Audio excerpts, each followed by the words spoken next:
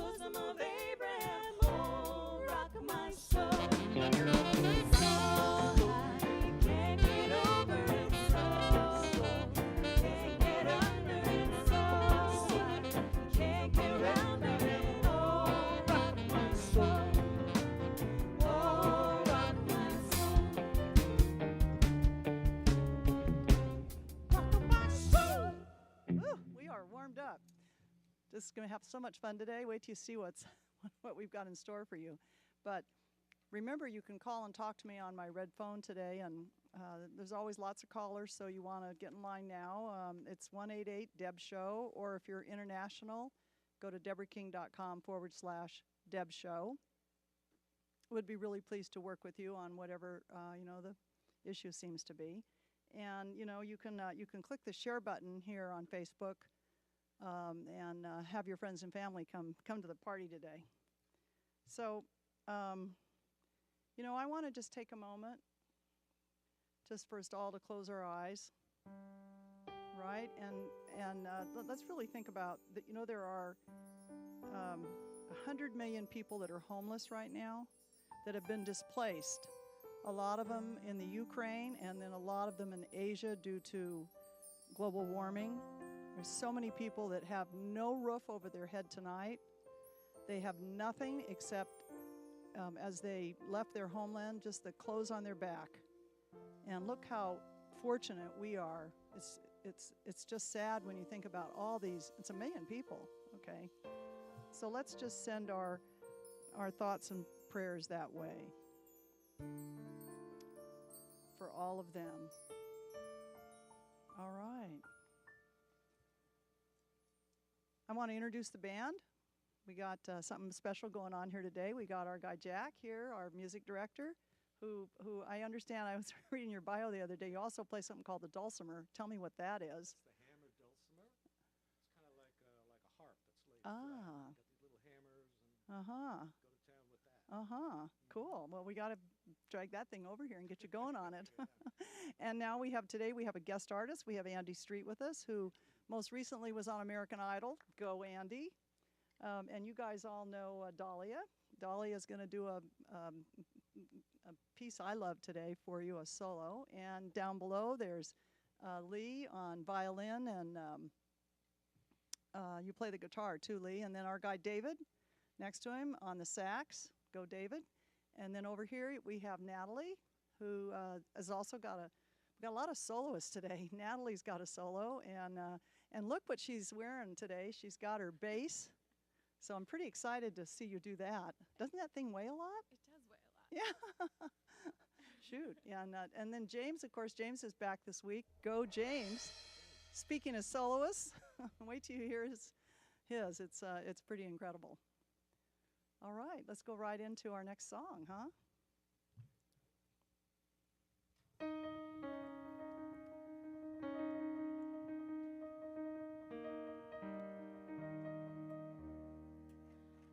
Oh mio bambino caro,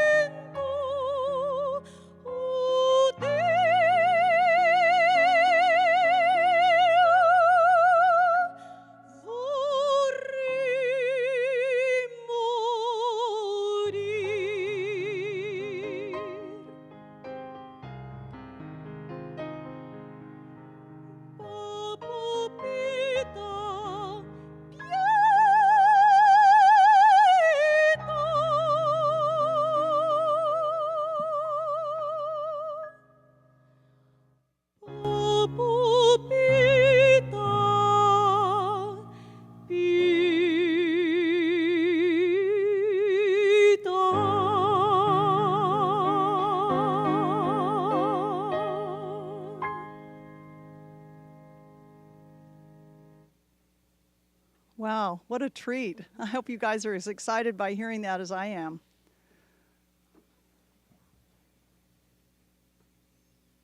So I had no idea that Dahlia had that, frankly, that level of training, and I was just cruising around on YouTube and saw her name and clicked on that piece and saw her singing it, and you know, I'm sure it's one of your favorites, even if you're not an opera buff like me. You're not.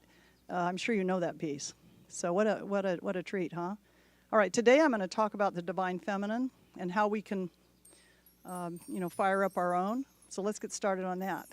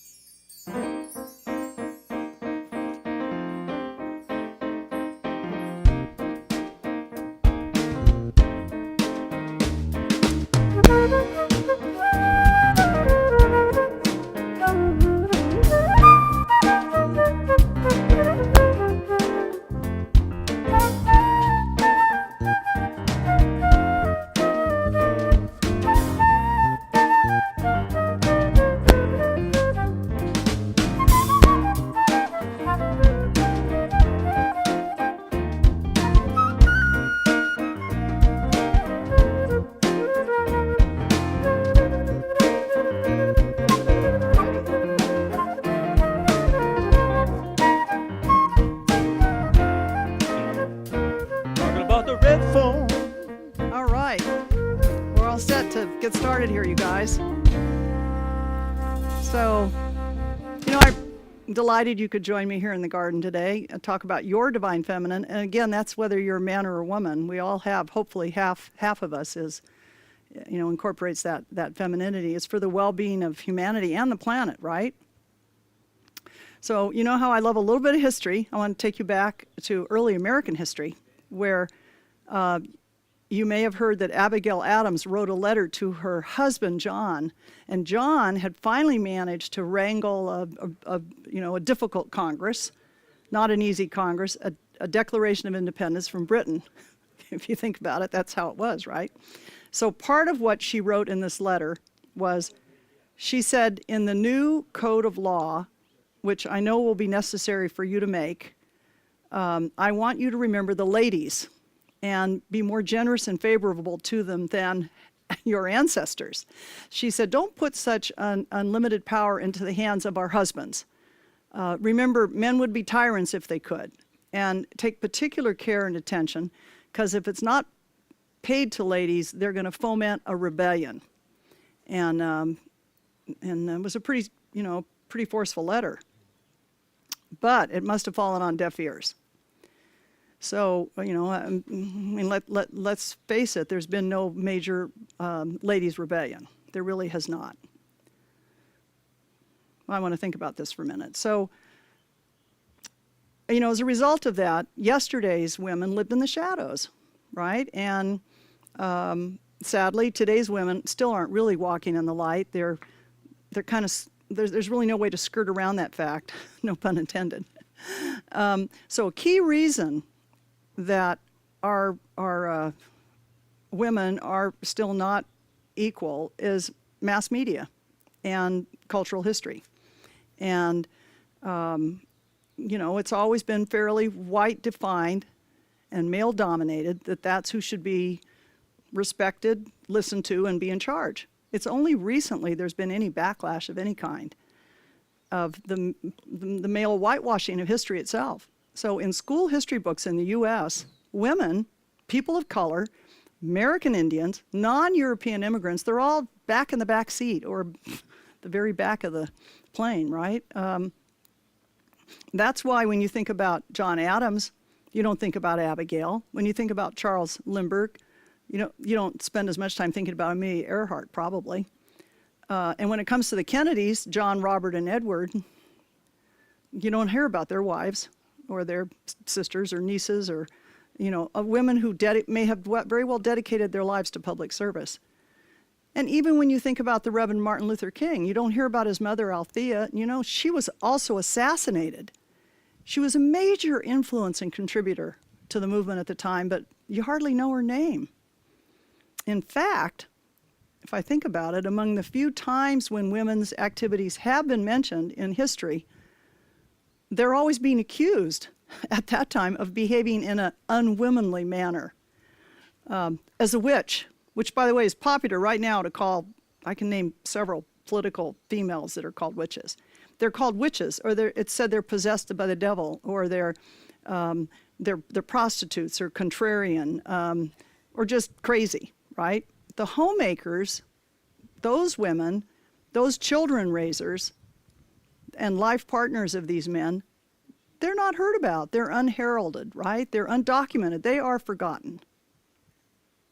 This reminds me of my poor mother. I'll tell you this story. So she was trying to keep me in Catholic high schools, and she was having a hard time because I kept getting expelled, and boarding schools. And after I had been unceremoniously expelled from yet another Catholic high school, worse in my senior year, she arranged an interview for me at a prestigious Catholic high school boarding school in San Francisco, run by some nuns, of course. And so here my mom and I arrive, and of course we're all white gloved and hatted. The requirement of the day, you had hat and gloves. And we go in for this interview. I'm trying to sit very decorously, and the nuns say to me, "Dear, why don't you go into a side room and write a little piece? We understand that you write." I was about 17. That you write a little piece while your mother and I have tea in the parlor. So a half hour later, I come back with my little spontaneously written piece, in which I took a strong position that Joan of Arc wasn't really a saint.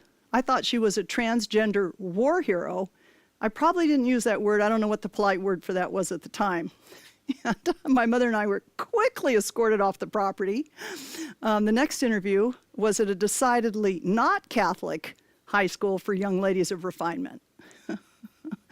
So throughout our history, us women, noteworthy women, have been mischaracterized as outlaws or worse, of patriarchal white society. Think about it. There's Susan B. Anthony, Harriet Tubman, Rosa Parks, Ruth Bader Ginsburg.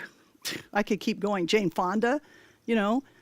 Anybody who's female and takes the slightest controversial position is castigated and said she's too assertive, too aggressive, witchy, that she's a witch, right? Because they dare to present themselves as someone of substance who has an opinion and wants to, be an equal member of the human race.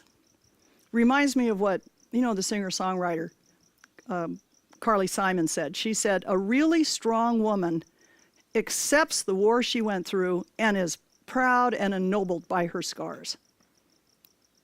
No, it's a sad fact that until the mid-20th century, outspoken women, not very long ago, you guys, were frequently committed to mental hospitals, usually by their husbands, all right? And because they wouldn't adhere to their second-class status. Among the reasons stated for committing women, this is my research, are you ready for this? Ill treatment by their husband is a reason to be committed. Intemperance, immoral, jealous, lazy, novel reading, because you weren't allowed to read novels then, overactive mind, smoking, political excitement, excess religiosity, not enough religiosity, or however you say that, loss of a lawsuit, their husband deserted them, they have a bad habit, they were decoyed into the army, they have domestic trouble, they have epilepsy, they study too much. The list goes on, and most of it is just unbelievable, right? Freud originally, this is a really interesting point, Freud originally announced, he was all excited. He thought he'd really made a discovery. He said that most women that he had been working with, his subjects in his studies, that were accused of what was called hysteria, he said, I think they're all victims of sexual abuse by a family member, often their father. He was castigated so severely by his fellow doctors and colleagues, they threatened him with the immediate end of his career. I mean, right then they were going to just toss him out. He wouldn't be able to work again. Well, he promptly retracted his position, said he must have been mistaken. And he never voiced it again. If you think about it, women didn't even get the right to vote until 1920. And the Equal Rights Amendment in the U.S., still sitting over there in the wings, right? It's never been enacted. So what Western history books and Judeo-Christian holy books have neglected to mention, except to say that all pagan cultures are, superstitious and of no merit, they don't mention that there have been these many matriarchal societies on earth, and many patriarchal societies that had female gods. Now, I would mention that the Vedic tradition and the Vedic studies that I'm trained in is heavily laced with female gods. It's the Hindu system, right? Just like Catholicism has its Mary figure, which really, is a softening aspect, so do these other major religions. So as a sad result, we, men and women, we modern men and women, we have been taught far less than half of our human story. Just like we were never taught the truth about what we did to the American Indians or what we did to the Hawaiians, et cetera, et cetera. We haven't been taught this either. This is not men's fault, it's not women's fault, not contemporary men and women, I mean. But what it ends up being is that women are described as less consequential, less powerful, and therefore less visible.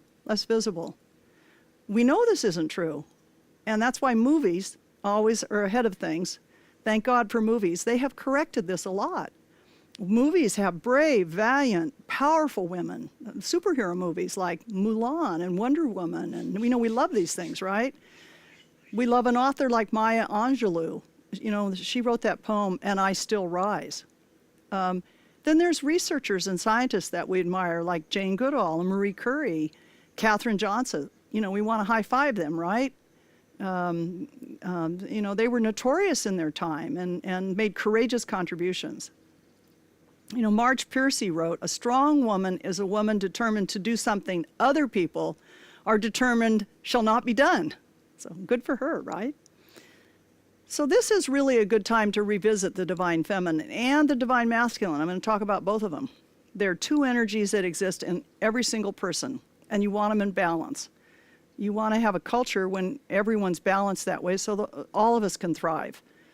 Because we've gotten way too, the patriarchal's been in power now for about 5,000 years. We're way skewed, right? That's why we have so many problems right now, is because the people in power are very patriarchal.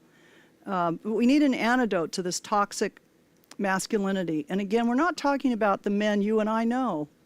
We're not.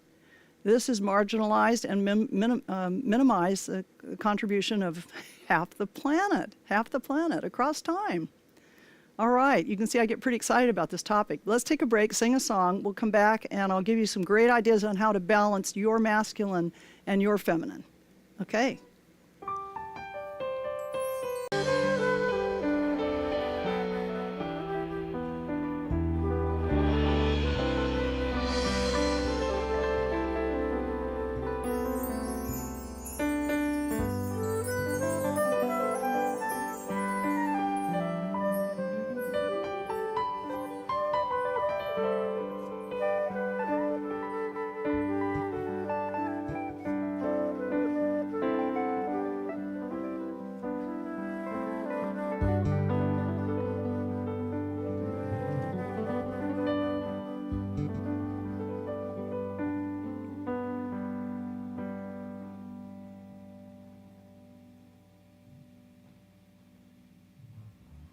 Okay, we got a great song coming up. Really cool song that Natalie's going to sing. Can't wait to hear it, Natalie. I love this song.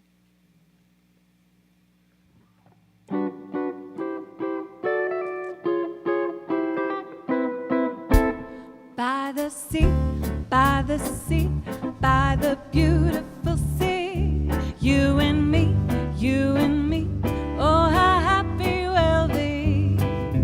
When each wave comes a-rolling in, we will duck or swim, and we'll float and fool around the water, over and under, and then up for air.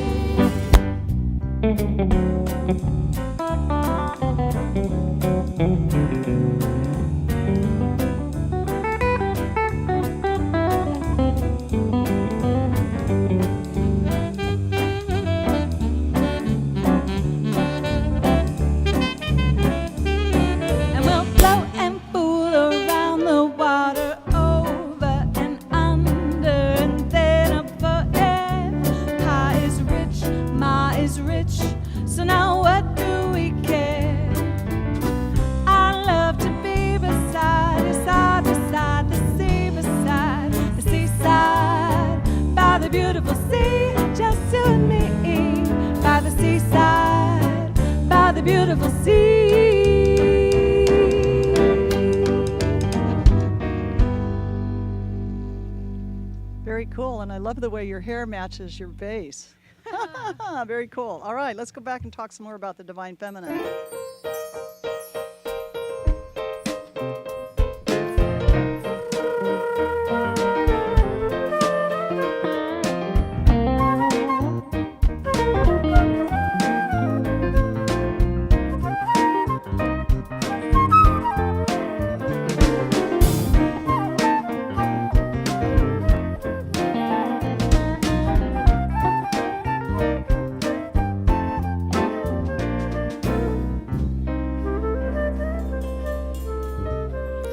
So as I said earlier, the Divine Feminine is it's a spiritual energy and a concept, and it can really counterbalance what's happened to us in the last 5,000 years. Our worship structures, if you've been exposed, as I have, to Judaism, Islam, or Christianity, you've been exposed to true 100% pure patriarchy, right?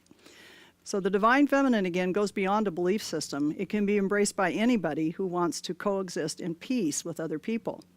So again, it sounds like a gender, right? It has the word feminine in it, but in fact, it's in everyone, man and woman, and it's the complement to the other half of us, the Divine Masculine. We want both. So these, they have slight differences. The Divine Feminine is all about receiving, doing and acting in powerful ways, where, examples might be Mother Mary, if you're familiar with her, or somebody like Eleanor Roosevelt, right? Those are examples of Divine Feminine energy in action. The Divine Masculine, on the other hand, is about giving, not receiving, giving, doing, and acting. Again, you want both. You want both. Whoever I'm speaking to, you. So who would that be? Examples of that could be Abraham Lincoln. He was a doer, or Desmond Tutu, or the Dalai Lama, right? Those are good examples of the Divine Masculine. What we've been witnessing for so many years, though, is masculine energy that's become toxic and aggressive and goes beyond mere assertiveness or determination, which are fine qualities in a man or woman, someone of any gender. You want to be action-oriented, but not to the point where we're creating environmental degradation and societal segregation. It's just a mess, right? Now, if the Divine Feminine gets overdone, it can become toxic too, but it's not as destructive because it isn't driven by competition as much. But you hear phrases, when it's toxic, you hear phrases, this is one of my mother's favorites, boys will be boys, which excused anything, right? So that's the Divine Feminine gone askew. Or you hear other people say, as long as there are greedy people in high places, there will always be war. That's another misguided example of the Divine Feminine. The Divine Feminine is really powerful and change-making. And, we can't own it unless we name it, claim it, and activate it. So use that perspective for yourself, you men and women that are listening, because when it's in balance, it's the perfect solution to all the problems we have, all the challenges we currently face. Political, societal, environmental, really everything, right? Now, if you're familiar, I'm sure you are, with Chinese philosophy, you'll recognize the similarity of what I'm talking about with Divine Masculine and Divine Feminine to their theory of yin and yang, right? You know that symbol in which half is black and half is white, and they swirl, into and out of each other. There's no harshly bordered lines. It's more wave, and that shows us how the Divine Masculine and the Divine Feminine could complement and balance each other. It's when one side overtakes the other that the culture starts to suffer from injustice and this inherent imbalance. Again, masculine and feminine energies are present inside every single person, every moment, everywhere on earth. And when they're divinely inspired by Source, by Spirit, they work together to create cultures of loving kindness and practices that restore and replenish the planet. If you think back 5,000 years ago, you can think of some, like the American Indians, like the Native Hawaiians. So You know, it'd be great if we could have some national divine feminine conversations that revolved around caring for the earth. As I mentioned at the beginning of the show today, those poor people that are homeless, a million people have been displaced by the war and the weather. I mean, they have no roof. They're just wandering the earth. So we need to promote racial and gender equality, and we need to advocate for universal health care. So these conversations, they emphasize nurturing and creating balance within a supportive society, a society built on loving kindness, and a society that recognizes that we are all human beings existing, and we are equal. We are equal. That deny the rights of one is an abrogation of the rights of all. We have responsibilities of care to one another. You know, Amy Tenney said, the world needs strong women, women who will lift and build up and live bravely and be tender and fierce, women of indomitable will. It's a great quote, isn't it? And my favorite is Calamity Jane. She said, I figure if a girl wants to be a legend, she better start now. You should put that one on your refrigerator, okay? So that's the formula. High vibrational energy, a can-do attitude, a lot of willpower, pure intentionality. I lecture so often on intentionality, right? Those ingredients will make things happen for you in your divine feminine nature. So divine feminine, again, it's active, it's loving, it's compassionate, it's always forward-looking. It's always anticipating the next best thing that's coming. It fosters and promotes well-being and loving kindness. It doesn't compete, it completes. So before we go back and sing another fun song, I have a course, by the way, called Awakening the Divine Feminine. If you want to dive a little more deeply into this, it's a very deep topic that I spend weeks teaching. You just go to, I think it's deborahking.com/divine. And you can check out this course. It's one of my best. All right, you guys, let's start singing again.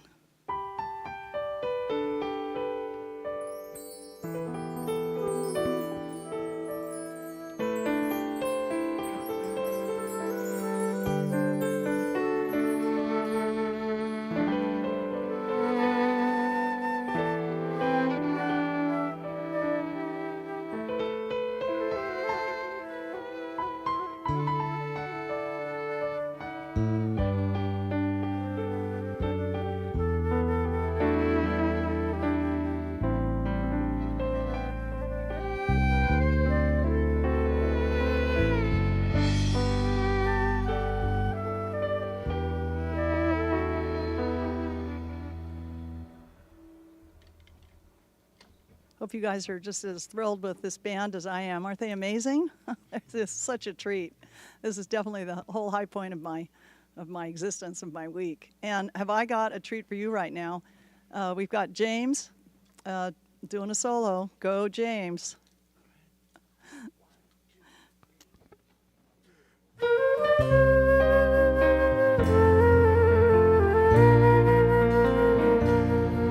Are you lonesome tonight?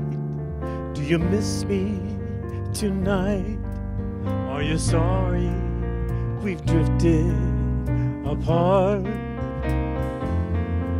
Does your memory fade to a bright summer day when I kissed you and called you sweetheart? Do the chairs in your parlor seem empty and bare? Do you gaze at your doorstep and picture me there? Is your heart full of pain? Shall I come back again? Tell me, dear, are you lonesome tonight?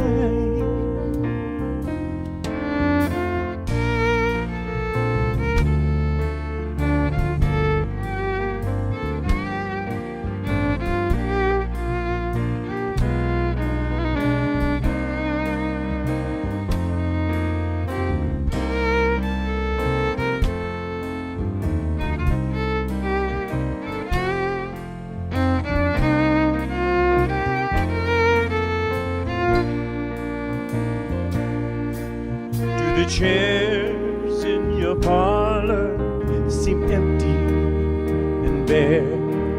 Do you gaze at your doorstep and picture me there? Is your heart full of pain? Shall I come back again? Tell me, dear, are you lonesome tonight? Tell me, dear, are you lonesome tonight?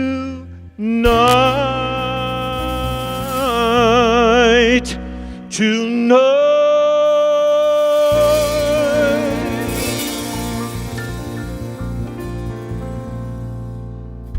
Nice job, James. That was wild, yeah. Thank you, Deborah.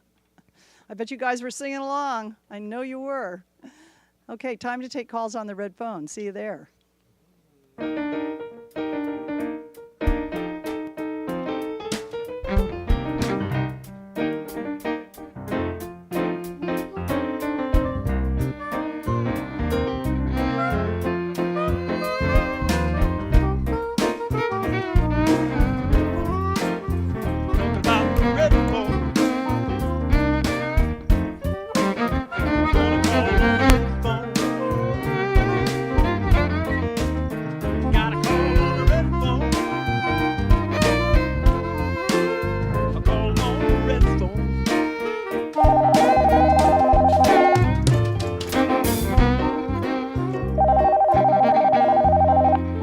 Hi, this is Deborah.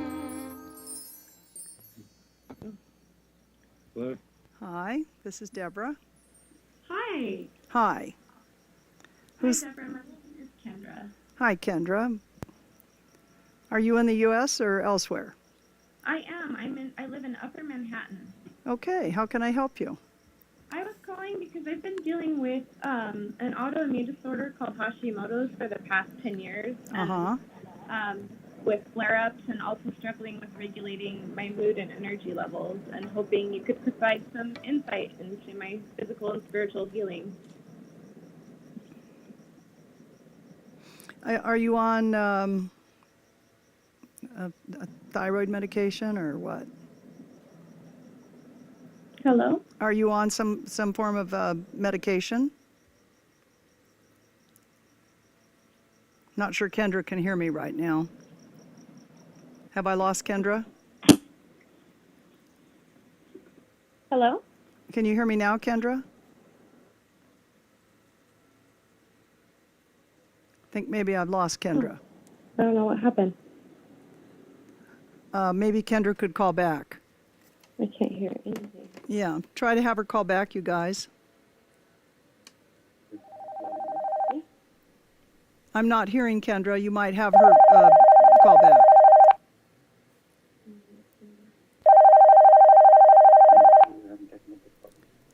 That conversation's live.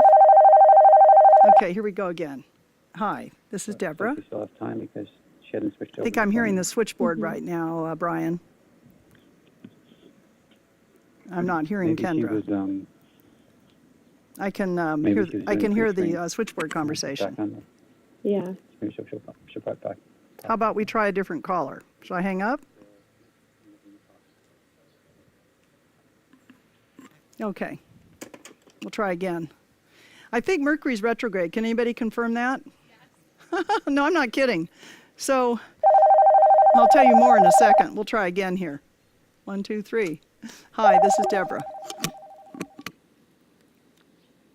Do we have a caller?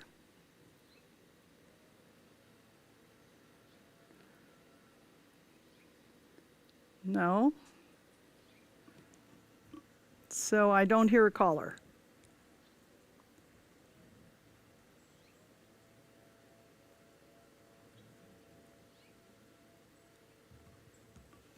Not hearing a caller. We've been having some tech issues for a few days. That's why I think Mercury might be, if not going into retrograde. You guys at home are probably having some issues, right? Computers and whatnot. Let's all go play with the puppy for a minute.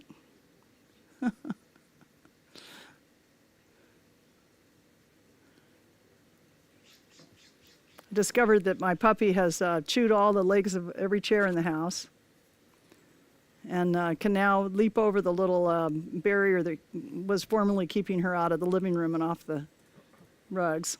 So now she's everywhere. She's not exactly house trained yet.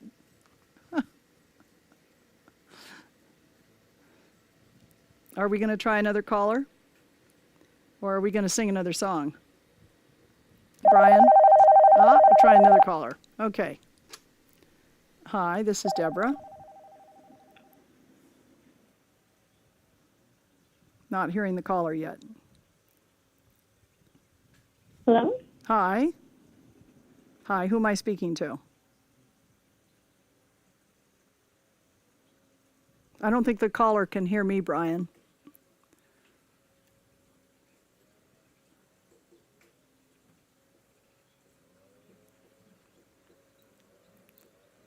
You want to work on this a little and we go sing another song? 40, so she's going to be saying, let's go to the phones in a minute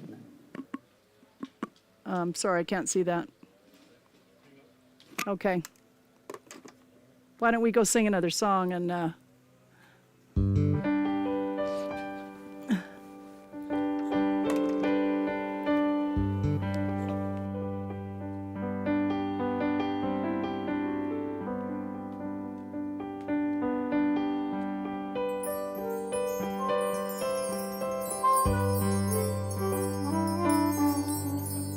so the phone guy was, I'll wait till the cameras catch up with us here. Hold on just a second, Jack. So the phone guy was out here all morning trying to help us make this work, but again, you know, Mercury is retrograde, and you just have to be able to roll with it. So I thought, well, you know, maybe you know, Spirit is asking for more music today, and I thought, shoot, we've got Andy Street here, our guest artist, and I thought, well, maybe we could just ask Andy to pull something up with no warning. Hey, Andy, you got anything you could just pull up? All right, go for it.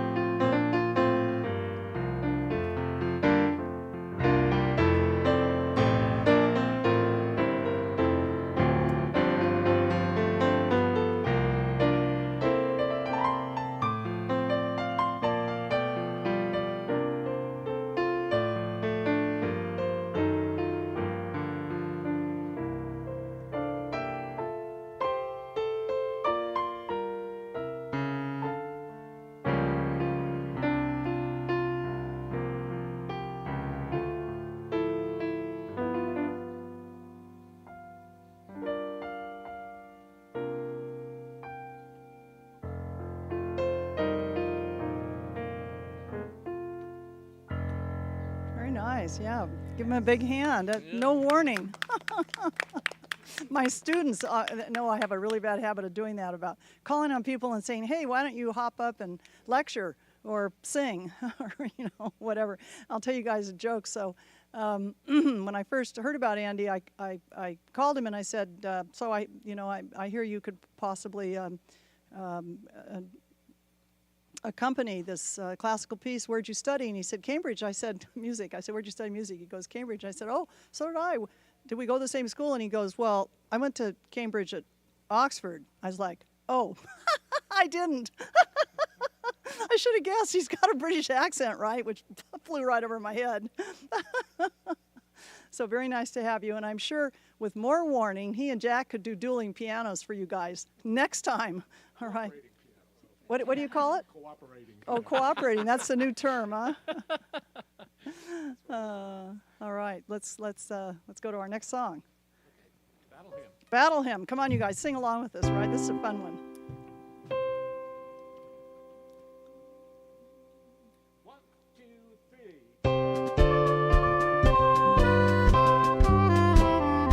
Eyes have seen the glory of the coming of the Lord. He is trampling out the vintage where the grapes of wrath are stored. He has loosed the faithful lightning of his terrible swift sword. His truth is marching on.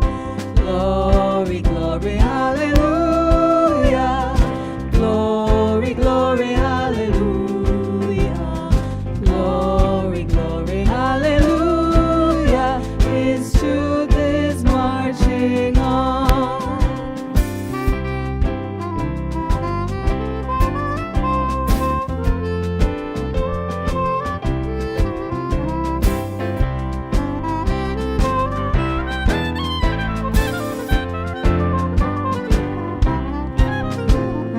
Glory, glory, hallelujah. Glory, glory, hallelujah. Glory, glory, hallelujah. His truth is marching on. Glory, glory, hallelujah. Glory, glory, hallelujah. Glory, glory, hallelujah. His truth is marching on. His truth is marching on. All right. Hope you guys enjoyed the show today. Hey, remember I've got a live event here, Ojai, September 1, 2, 3, 4. You'd be coming in Thursday, going home Sunday. We're going to really rock out with the band. They'll be there. Your chance to sing along with them in person, in the flesh. It's an awesome place. It's very bucolic, you know, rolling hills, mile from where we're standing or so, and we'll be doing fun things in the morning, swimming in the afternoon, or napping, you know, and then singing in the evening. Be that kind of a deal. There's plenty of places to hike. It's going to be really fun. Very, very reasonable private lodging. I think it's /retreat, deborahking.com/retreat, if you're trying to get the details on it. The place will fill quickly. There is not a lot of rooms there. They're all private rooms. No, they have a few doubles. I take that back. But they're not a lot of space there, so you should sign up soon. All right? Glad you could join us. You guys take care. 1, 2, 3, 4.